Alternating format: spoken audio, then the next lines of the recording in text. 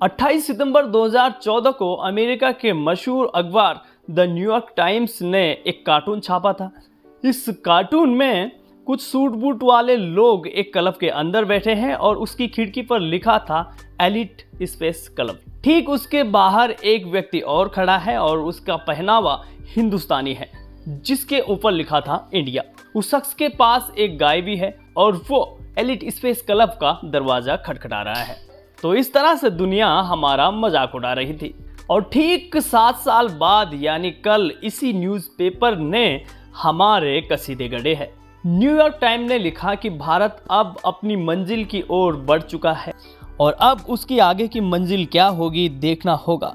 New York time ने लिखा कि भारत अब दुनिया को राह दिखा रहा है और अगले 10 साल बहुत इम्पोर्टेंट रहने वाले हैं। आने वाला समय अब भारत का है। वाकई में हमने वो कर दिखाया है जो आज तक कोई नहीं कर पाया था। जी हाँ, चंद्रयान 3 की सफलता के बाद अब भारत दुनिया का पहला ऐसा देश बन गया है जिसने south pole of the moon पे सॉफ्ट लैंडिंग कर दी है। साथ ही साथ ऐसा चौथा देश बन गया है जिसने मून मिशन कंप्लीट कर लिया है। वाकई में ये पूरे देश के लिए गर्व का पल है और इससे बड़ा दिन हो ही नहीं सकता है।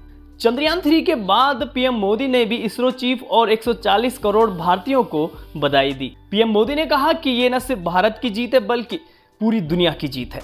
लेकिन ये राह बिल्कुल भी आसान नहीं थी और बहुत मुश्किलों के बाद आज हम यहाँ खड़े हैं। तो चलिए थोड़ा पीछे चलते हैं और इसरो की जिद, जुनून और हौसले पर एक नजर डालते हैं। भले ही आज हम चांद पे पहुंच गए हो, लेकिन इस मिशन की शुरुआत सिर्फ एक साइकिल से शुरू हुई थी।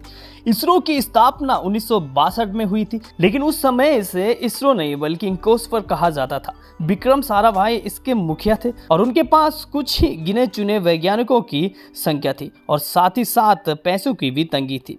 ठीक एक साल बाद 21 नवंबर 1963 को भारत ने पहला रॉकेट लॉन्च किया जिसको एक साइकिल पर लांद कर सेंटर तक ले जाया गया और ये तस्वीर इतिहास के पन्नों में हमेशा हमेशा के लिए दर्ज होगी। ये दोनों तस्वीर देखिए, हर भारतीय को ये मोटिवेट कर सकती है। इसरो की कहानी भारत की कहानी है, भारत के उन वैज्ञानिकों की कहानी है जिन्होंने हौसला नहीं खोया और दुनिया को उस भारत की याद दिला दी जिसका दुनिया में डंका बजता है। चंद्रयान 3 मिशन पर 625 करोड़ रुपए खर्च हुए हैं। साल 2019 में चंद्रयान मिशन 2 की असफलता के बाद शुरुआत हुई थी चंद्रयान 3 के मिशन की।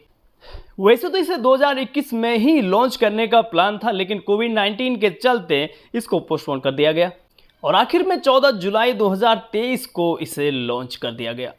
चांद तक पहुंचने में इसे पूरे 41 दिन का समय लग गया और कल यानी 23 अगस्त 2023 को हमने इस पर फतेह हासिल कर दी। इसके साथ ही हम दुनिया के पहले ऐसे देश बने जिसने चांद के साउथ पोल पर सॉफ्ट लैंडिंग की।